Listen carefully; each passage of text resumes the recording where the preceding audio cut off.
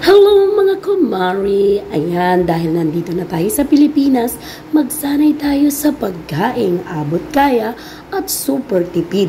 Ngayon, ang ating lulutuin ay upo na may sardinas. Ayan, sobrang namiss ko ang sardinas guys.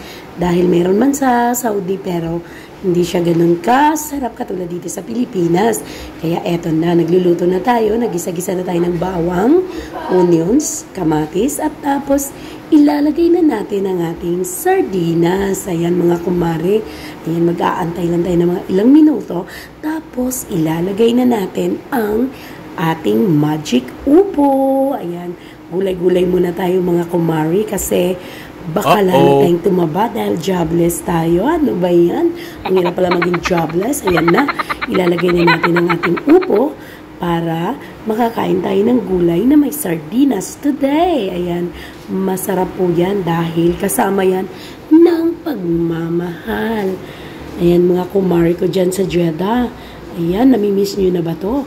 Ito ang inihain ni Mami Mayan ngayon sa kanyang junakes. Ayan, para naman maging healthy din ang aking baby Laura. Oh my God! Ito mga kamami, mga kumari ko dyan. Tara na, pasarapin natin ang ating upo na may sardinas. Ayan, lalagyan natin ng asin. Lalagyan natin ng powder na bawang. Ayan, mahilig ako sa powder na bawang mga kumari. Kaya mas masarap pag may mga bawang na ganyan.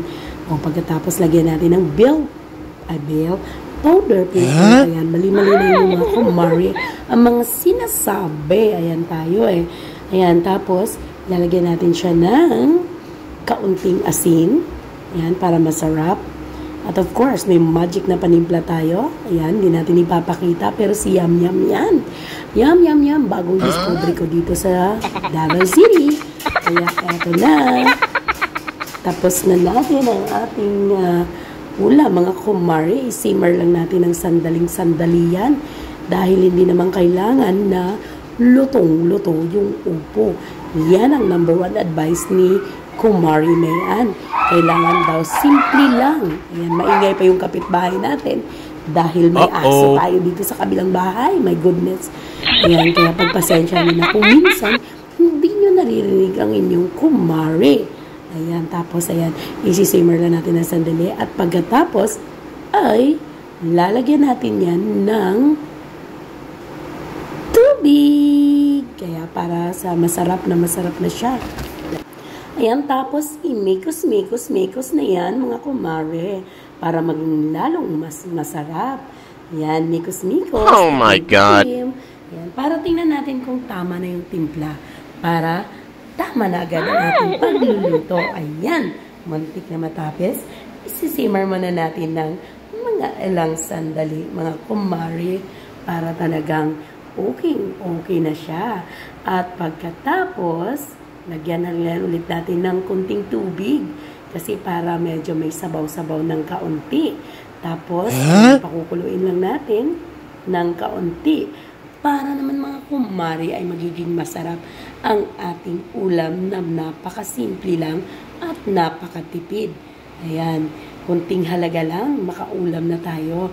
Siyempre, dalawa lang kami ng aking junakis dito sa Davao City, kaya kunti lang din ang ating lulutuin para tipid-tipid at dahil wala na rin tayong sweldo na atabangan. Oh my goodness, naman ganito pala ang buhay na walang inaasahang sweldo. Kailangan talaga magtipid. Kung hindi ko yan nararamdaman sa Saudi, ngayon dito, ramdam ko siya. Pero, I'm happy. Okay? Tapos guys, ilalagay na natin ang ating pang-last na ingredients, ang sibuyas na dahon. Kaya para masarap, lagyan natin ng pabango ang sibuyas na dahon. Hanggang sa muli mga kumare, hanggang sa muli dahil luto na ang ating ulam. Ayan na siya.